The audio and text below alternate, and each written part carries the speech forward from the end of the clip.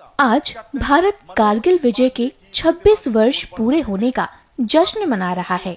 इस साल पूरा देश 26वां कारगिल विजय दिवस मनाने के लिए एकजुट है। यह दिन भारत के इतिहास में गौरव की किरण की तरह चमकता है।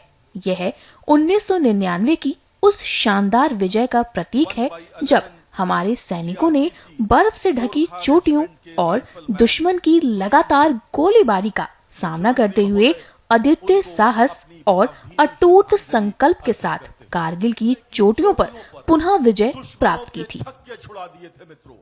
वहीं अब लखनऊ में उत्तर प्रदेश के मुख्यमंत्री योगी आदित्यनाथ कारगिल विजय दिवस 2025 की 26वीं वर्षगांठ के अवसर पर आयोजित कार्यक्रम में शामिल हुए, जहां उन्होंने शहीदों को श्रद्धांजलि अर्पित की। सुनिए उन्होंने इस अवसर पर क्या कुछ कहा।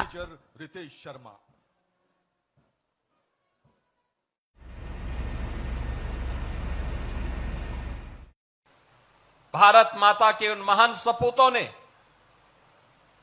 वीर सैनिकों ने जब भी भारत के आन मान और शान के खिलाफ किसी दुश्मन ने दुस्साहस किया, उस दुश्मन का मुंहतोड़ जवाब देने के लिए भारत के वीर सैनिकों ने अपनी जान पर खेल करके, अपना बलिदान देकर के भी भारत की एकता और अखंडता को अक्षुण्ण बनाए रखने के लिए अपना योगदान किया। हम सब जानते हैं कारगिल का जो युद्ध था, यह पाकिस्तान के द्वारा थोपा गया एक युद्ध था। मई 1999 में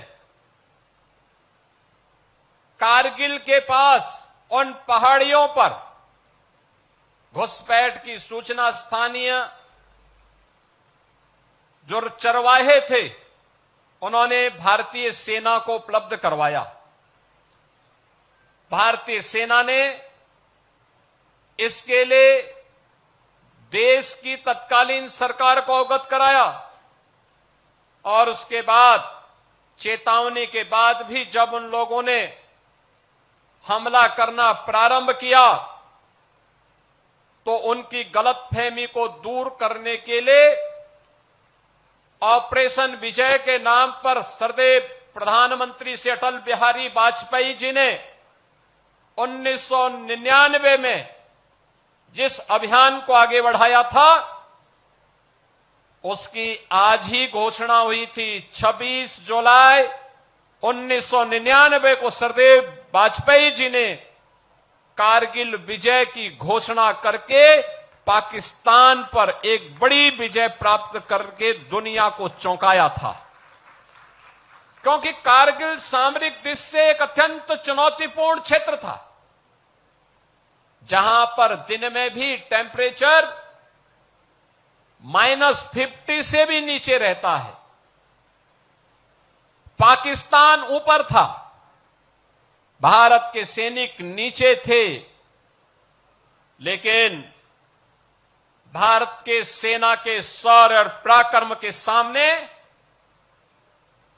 कायर पाकिस्तान के जितने भी घुसपैठिए थे, वे बहुत देर रुक नहीं पाए।